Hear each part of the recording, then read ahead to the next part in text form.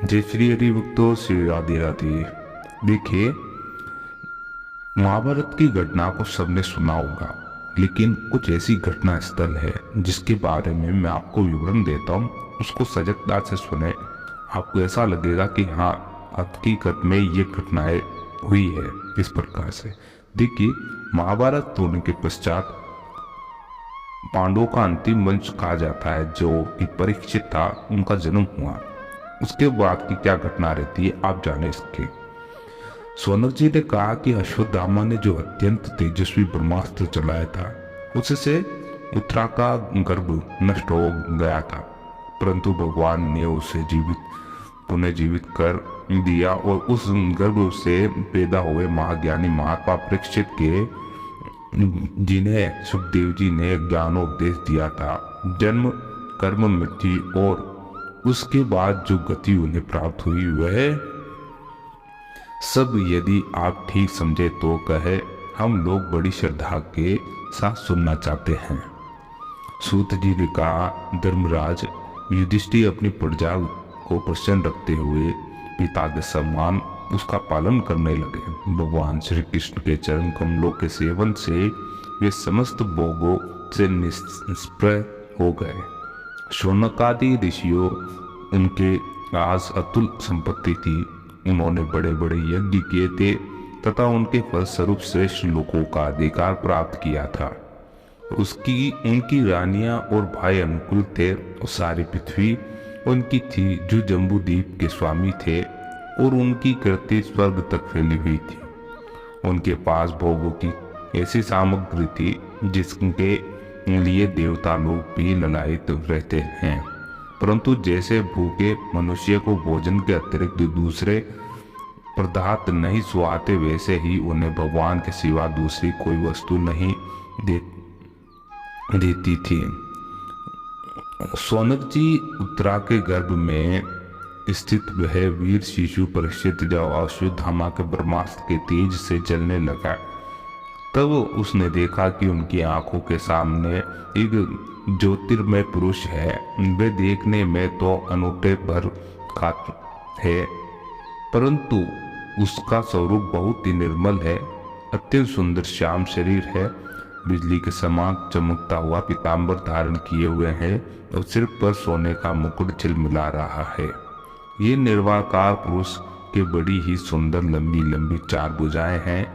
कानों में तपाए हुए स्वर्ग के सुंदर कुंडल हैं और आंखों में लालिमा है।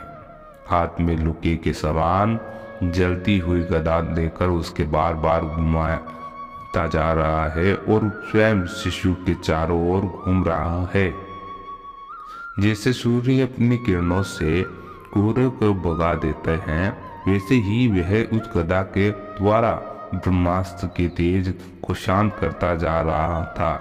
उस पुरुष को अपने समीप देखकर वह गर्भस्थ शिशु सोचने लगा कि यह कौन है। इस प्रकार इस 10 मास के गर्भस्थ शिशु के सामने नित धर्म रक्षक अप्रय में भगवान श्री कृष्ण के ब्रह्मास्त्र के तेज को शांत करके ही वह अंतर्ध्यान हो गए। तदंतर अनुकूल ग्रह के उदय से युक्त समस्त सद्गुणों को विकसित करने वाले शुभ समय में पांडु के वंशधर परीक्षित का जन्म हुआ। जन्म के समय ही वह बालक इतना तेजस्वी दिख रहा था कि मानो स्वयं पांडु ने ही फिर से जन्म लिया हो। पौत्र के जन्म की बात सुनकर राजा युधिष्ठिर मन में बहुत प्रसन्न हुए। उन्होंने धौम्य, कृपाचार्य आदि ब्राह्मणों से मंगल वाचन और जात कर्म संस्कार को पाए। महाराज युधिष्ठिर दान के योग्य समय को जानते थे। उन्होंने प्रजापति नामक काल में अर्थात नाल काटने के पहले ही ब्राह्मणों को सुवर्ण गोए, पृथ्वी, गांव, उत्तम जाति के हाथी, घोड़े और उत्तम अन्न का दान दिया। ब्राह्मणों ने संतुष्ट होकर अत्यंत विनय युधिष्ठिर से कहा, पुरुवंश शिरोमणि, काल की दुर्निवार गति से ये पवित्र पुरुवंश मिटना ही चाहता है, परंतु तुम लोगों पर कृपा करने के लिए भगवान विष्णु ने यह बालक देकर इसकी रक्षा कर दी, इसलिए इसका नाम विष्णुरात होगा। निस्संदेह यह बालक संसार में बड़ा यशस्वी बालक भगवान का परम भक्त और महापुरुष होगा। युधिष्ठिर ने कहा कि महात्माओं, ये बालक क्या अपने उज्जवल यश से हमारे वंश के पवित्र कृति महात्मा राष्ट्रियों का अनुसरण करेगा? तो ब्राह्मणों ने कहा, धर्मराज, ये मनुपुत्र इक्ष्वाकु के समान अपनी प्रजा का पालन करेगा। दशरथ नंदन भगवान श्री राम के समान ब्राह्मण भक्त और सत्य प्रतिज्ञ होगा। ये उसी नर नरेश चिब्बी के समान दाता और शरणागत वत्सल होगा तथा याज्ञिकों के दुष्यंत के पुत्र भरत के समान अपने वंश का यश फैलाएगा। धनुर्धरों में यह सहस्त्र भाव अर्जुन और अपने दादा पार्थ के समान अग्रगण्य होगा। यह अग्नि के समान दुर्दर्श्य और समुद्र के समान दुस्तर होगा।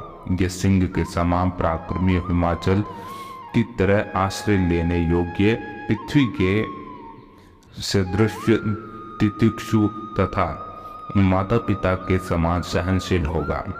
इसमें पिता महाब्रह्मा के समान समता रहेगी और भगवान शंकर के तरह ही ये कृपालु होगा।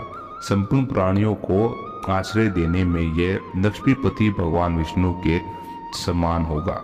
ये समस्त सद्गुणों की महिमा धारण करने में श्री कृष्ण का अनुयायी होगा और रंती देव के समान उदार होगा और यताति के समान धार्मिक होगा। धैर्य में बलि के समान और भगवान श्री कृष्ण के प्रति दृढ़ निष्ठा में यह प्रहलाद के समान होगा। यह बहुत से अश्वमेध यज्ञों का करने वाला और वृद्धों का सेवक होगा। इसके पुत्र राजश्री होंगे और मर्यादा का उल्लंघन करने को ये दंड देगा और ये पृथ्वी माता और धर्म की रक्षा के लिए कलयुग का भी दमन करेगा। ब्राह्मण कुमार के शाप से तक्षक के द्वारा अपनी मृत्यु सुनकर ये सबकी आसक्ति छोड़ देगा और भगवान के चरणों की शरण लेगा। राजन व्यास नंदन सुखदेव जी से ये आत्मा के यथार्थ स्वरूप का ज्ञान प्राप्त करेगा और अंत में गंगा तट पर अपने शरीर को त्याग कर निश्चय ही अभय पद प्राप्त करेगा। ज्योतिष शास्त्र के विशेषज्ञ ब्राह्मण राजा युधिष्ठिर को इस प्रकार बालक के जलमग्न का फल बतलाकर और भेंट पूजा लेकर अपने अपने घर चले गए। वही ये बालक संसार में परीक्षित के नाम से प्रसिद्ध हुआ, क्योंकि वे समर्थ बालक गर्भ से जिस पुरुष का दर्शन पा चुका था उसका स्मरण करता हुआ लोगों में उसी की परीक्षा करता रहता था कि देखें इनमें से कौन सा वह है। जैसे शुक्ल पक्ष में दिन प्रतिदिन चंद्रमा अपनी कलाओं से पूर्ण होता हुआ बढ़ता है, वैसे ही वह राजकुमार भी अपने गुरुजनों के लालन पालन में कर्मश अनुदित बढ़ता हुआ शीघ्र ही सयाना हो गया। इसी समय स्वजनों के वध का प्रायश्चित करने के लिए राजा युधिष्ठिर ने अश्वमेध यज्ञ के द्वारा भगवान की आराधना करने का विचार किया और परंतु प्रजा से वसूल किए हुए कर और दंड जुर्माने की रकम के अतिरिक्त और धन न होने के कारण वे बड़ी चिंता में पड़ गए। उनका अभिप्राय समझकर भगवान श्री कृष्ण की प्रेरणा से उनके भाई उत्तर दिशा में राजा मरुत तो ब्राह्मणों द्वारा छोड़ा हुआ बहुत सा धन ले आए। उससे यज्ञ की सामग्री एकत्रित करके धर्मवीरु महाराज युधिष्ठिर ने 3 अश्वमेध यज्ञों के द्वारा भगवान की पूजा की और युधिष्ठिर निमंत्रण के पधारे हुए भगवान ब्राह्मणों द्वारा उनका यज्ञ संपन्न कराकर अपने सुहृद पांडवों की प्रशंसा के लिए कई महीनों तक वहीं रहे। सोनक जी इसके भाई बाद भाइयों सहित राजा परीक्षित और द्रौपदी से अनुमति लेकर अर्जुन के साथ यदुवंशियों से गिरे हुए भगवान कृष्ण के द्वारका के लिए प्रस्थान किया। अब देखिए, विदुर जी के उपदेश से धृतराज और गांधारी का वन में जाना होता है। सूत जी कहते हैं कि विदुर जी तीर्थ यात्रा में महर्षि मैत्रेय से आत्मा का ज्ञान प्राप्त करके हस्तिनापुर लौट आए। उन्हें जो कुछ जानने की इच्छा थी वह पूर्ण हो गई थी। विदुर जी ने मैत्रेय ऋषि से जितने प्रश्न किए थे उनका उत्तर सुनने से पहले ही श्री कृष्ण के अन्य भक्ति हो जाने के कारण वे उत्तर सुनने से उपराम हो गए। शौनक जी अपने चाचा विदुर जी को आया देख धर्मराज युधिष्ठिर, उनके चारों भाई धृतराज, युधिष्ठिर, संजय, कृपाचार्य, कुंती, गांधारी, द्रौपदी, सुभद्रा, उत्तरा, कृपी, पांडव परिवार के अन्य सभी नर नारी और अपने पुत्रों सहित दूसरी स्त्रियां सबके सब बड़े प्रशंसा से मानो मृत शरीर में प्राण आ गए हो ऐसा अनुभव करते हुए उनकी अगवानी के लिए सामने गए। यथा योग्य आलिंगन और प्रणाम आदि के द्वारा सब उनसे मिले और विरह जनित उत्कंठा से कतार होकर सब ने प्रेम से आंसू बहाए। युधिष्ठिर ने आसन पर बैठाकर उनकी यथोचित सत्कार किया।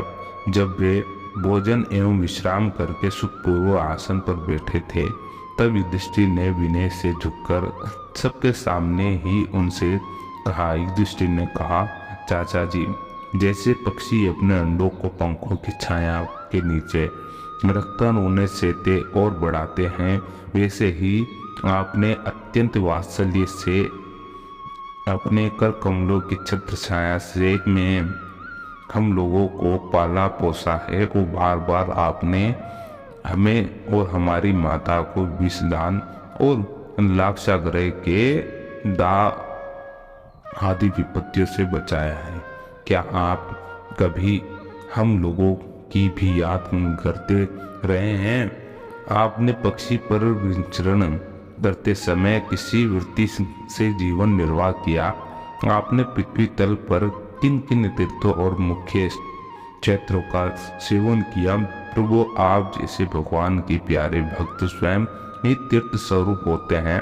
आप लोग अपने हृदय में विराजमान भगवान के द्वारा तीर्थों को ही महातीर्थ बनाते हुए विचरण करते हैं। चाचा जी, आप तीर्थ यात्रा करते हुए द्वारका भी अवश्य ही गए होंगे। वहाँ हमारे सुदर्शी भाई बंधु यादव लोग, जिनके एकमात्र आराध्य देव श्री कृष्ण है, अपनी नगरी में सुख से तो वह है ना? आपने यदि जाकर देखा नहीं होगा तो सुना तो अवश्य ही होगा। युधिष्ठिर के इस प्रकार पूछने पर विदुर जी ने तीर्थों और यदुवंशों के संबंध में जो कुछ देखा सुना अनुभव किया था सब कर्म से बतला दिया। केवल यदुवंश के विनाश की बात नहीं की। करुण हृदय विदुर पांडवों को दुखी नहीं देख सकते थे, इसलिए उन्होंने ये अप्रिय सा घटना पांडवों को नहीं सुनाई, क्योंकि वह तो स्वयं ही प्रकट होने वाली थी। पांडव विदुर जी का देवता के सामने सेवा सत्कार करते थे। वे कुछ दिनों तक अपने बड़े भाई धृतराज की कल्याण कामना से सब लोगों को प्रसन्न करते हुए सुखपूर्वक हस्तिनापुर में ही रहे। विदुर जी तो साक्षात धर्मराज थे और मांडव्य ऋषि के हिसाब से ये 100 वर्ष के लिए शूद्र बन गए थे। इतने दिनों तक यमराज के पद पर ये अरम्या थे। वे पापी को उचित दंड देते थे और राज्य प्राप्त हो जाने पर अपने लोकपाल सरीखे भाई के साथ राजा युधिष्ठिर वंशधर परीक्षित को देखकर अपनी अतुल्य संपत्ति से आनंदित रहने लगे।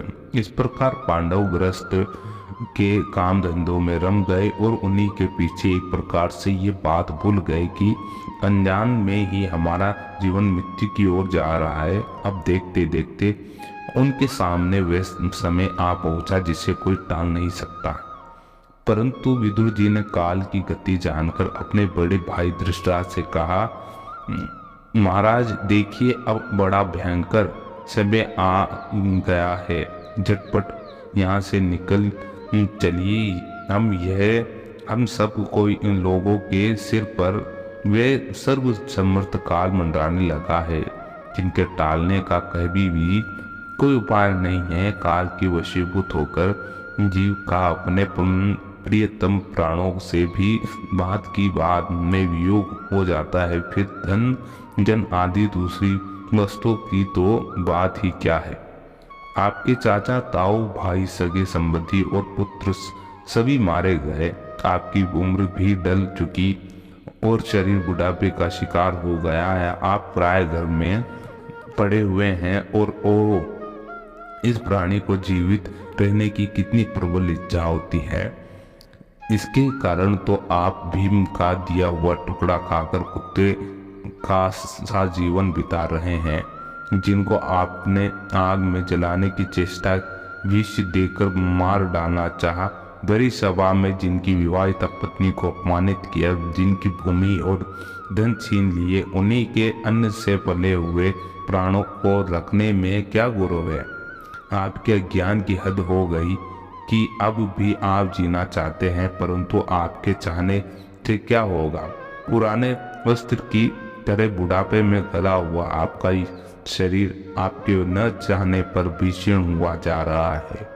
अब इस शरीर से आपका कोई स्वार्थ साधने वाला नहीं है। इसमें फंसिए मत, इसकी ममता का बंधन काट डालिए और संसार के संबंधियों से अलग रहकर अपने अनजान में अपने शरीर का त्याग करता है वे धीर कहा गया है।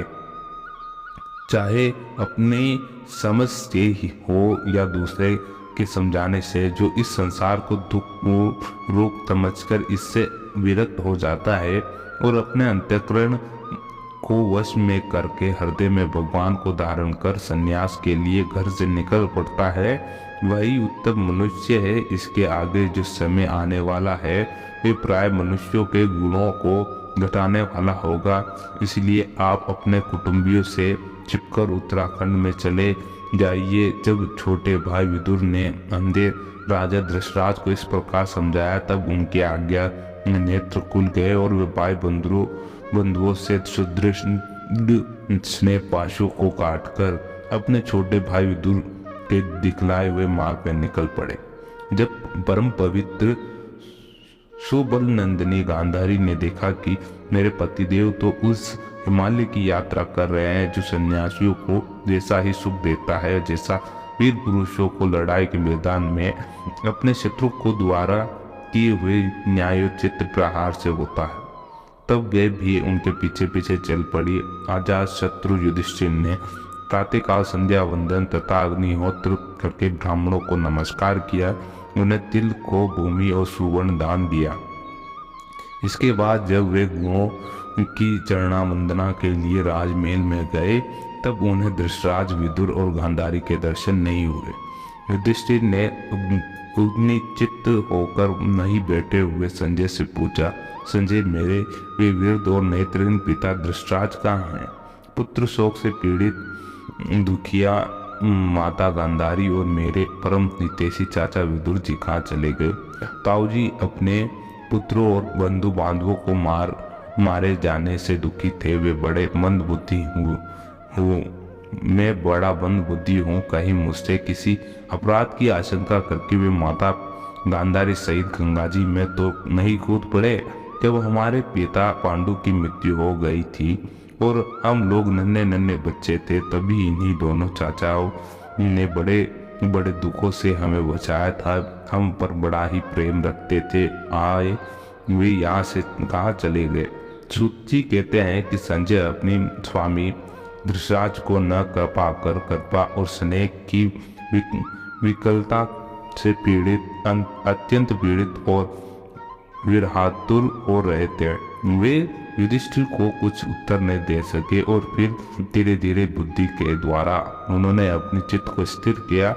हाथों में आंखों के आंसू पोंछे और अपने स्वामी धृतराष्ट्र के चरणों का स्मरण करते हुए युधिष्ठिर ने कहा, संजय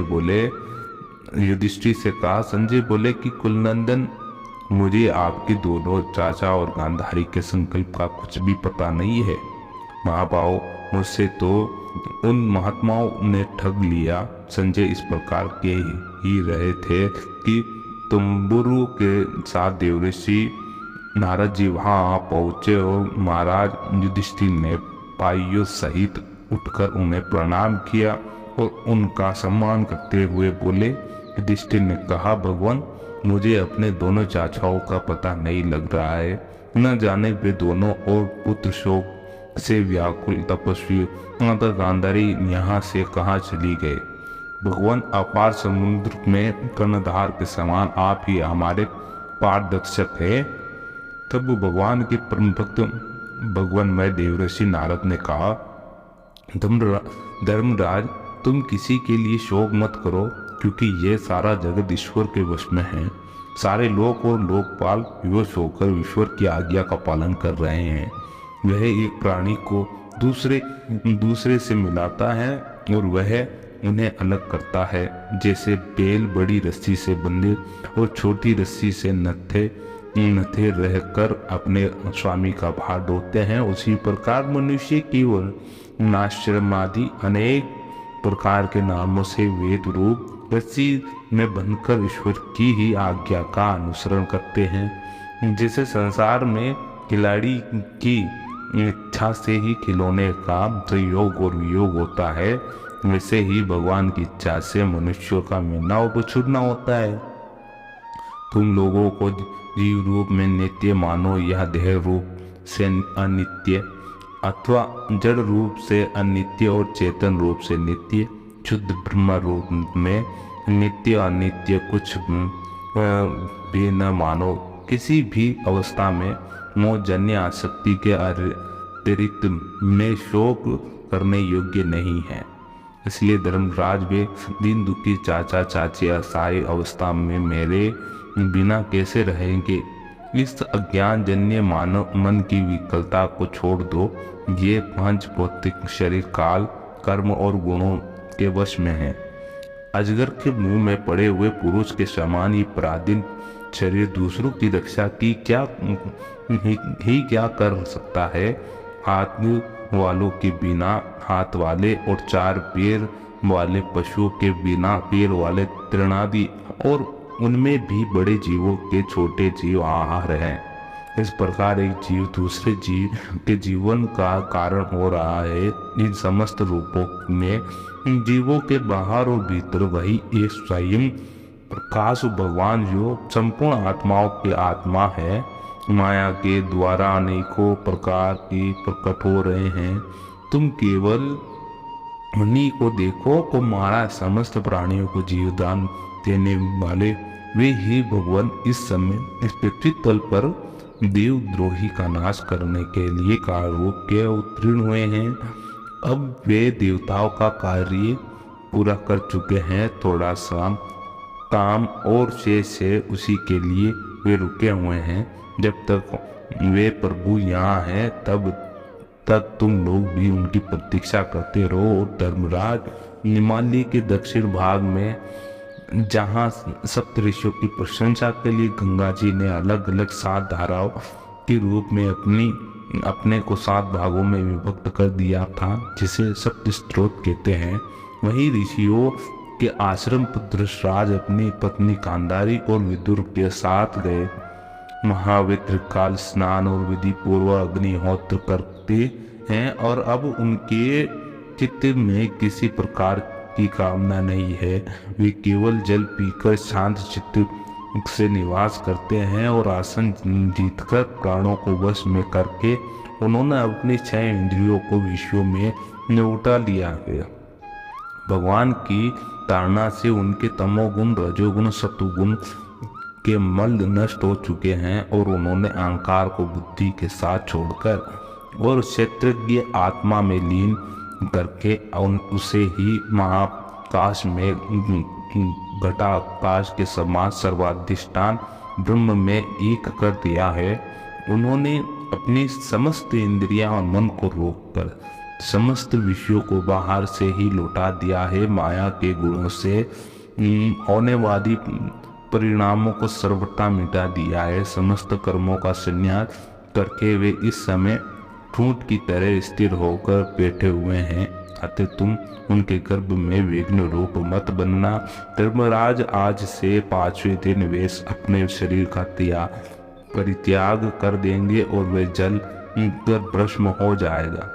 बृहस्पति इत्यादि अग्नियों के द्वारा पर्णकुटी के साथ अपने पति के मृतदेह को जलते देखकर बाहर खड़ी हुई साध्वी गांधारी भी पति का अनुगमन करती हुई उसी आग में प्रवेश कर जाएगी। धर्मराज विदुर जी अपने भाइयों का आश्चर्य में मोक्ष देखकर हर्षित और वियोग देखकर दुखित होते हुए वहां से तीर्थ सेवन के लिए चले जाएंगे और देवर्षि नारद यूं कहकर तंबूरू के साथ स्वर्ग को चले गए और धर्मराज युधिष्ठिर ने उनके उपदेश को हृदय में धारण करके शोक को त्याग दिया। अब देखिए सूत जी कहते हैं कि सौजनों से मिलने और पुण्य श्लोक भगवान श्री कृष्ण अब क्या करना चाहिए ये जानने के लिए अर्जुन द्वारका गए हुए थे और कई महीने बीत जाने पर भी अर्जुन वहां से लौटकर नहीं आए। धर्मराज युधिष्ठिर को बड़े भयंकर अपशकुन दिखने लगे कि उन्होंने देखा कि काल की गति बड़ी विकट हो गई है और जिस समय वे ऋतु होनी चाहिए उस समय वे नहीं होती और उनकी क्रियाएं भी उल्टी होती है। लोग बड़े क्रोधी, लोभी और सत्यपरायण हो गए। अपने जीवन निर्वाह के लिए लोग पापों व्यापार करने लगे हैं। सारा व्यापार कपट से भरा हुआ होता है, यहाँ तक कि मित्रता में भी छल मिला रहता है और पिता माता सगे संबंधी भाई पति पत्नी में भी झगड़ा डंटा रहने लगा है। कली काल के आ जाने से लोगों का स्वभाव ही लोभ, दंभ और अधर्म से अभिभूत हो गया है। प्रकृति में भी अत्यंत अरिष्ट सूचक अपशकुन होने लगे हैं। ये सब देखकर युधिष्ठिर ने अपने छोटे भाई भीमसेन से कहा। युधिष्ठिर ने कहा, भीमसेन, अर्जुन को हमने द्वारका इसलिए भेजा था कि वे वहां जाकर पुण्य श्लोक भगवान श्री कृष्ण क्या कर रहे हैं इसका पता लगा आए और संबंधियों से मिल भी आए। तब से 7 महीने बीत गए किंतु तुम्हारे छोटे भाई अभी तक नहीं लौट रहे हैं। मैं ठीक ये नहीं समझ पाता हूँ कि उनके न आने का क्या कारण है। कहीं देवर्षि नारद के द्वारा बतलाया हुआ वे समय तो नहीं आ गया जिसमें भगवान श्री कृष्ण अपने लीला विग्रह का स्मरण करना चाहते हैं और उन्हीं भगवान की कृपा से हमें ये संपत्ति, राज्य, स्त्री, प्राण, कुल, संतान, शत्रु पर विजय और स्वर्गवादी लोगों का अधिकार प्राप्त हुआ है। भीमसेन, तुम तो मनुष्य में व्याघ्र के समान बलवान हो। देखो तो सही, आकाश में उल्का पार्थिक, पृथ्वी में भूकंप आदि, शरीरों में रोग आदि कितने भयंकर अपशकुन हो रहे हैं। इनसे इस बात की सूचना मिलती है कि शीघ्र ही हमारी बुद्धि को मोह में डालने वाला कोई उत्पात होने वाला है। प्यारे भीमसेन, मेरी बाई जांग, आंख और भुजा बार बार फड़क रही है, हृदय जोर से धड़क रहा है। अवश्य ही बहुत ही जल्द कोई अनिष्ट होने वाला है। देखो, ये सियारिनी उदय होते हुए सूर्य की ओर मुंह करके रो रही है। अरे, उसके मुंह से तो आग भी निकल रही है। ये कुत्ता बिल्कुल निर्भय सा होकर मेरी ओर देखकर चिल्ला रहा है।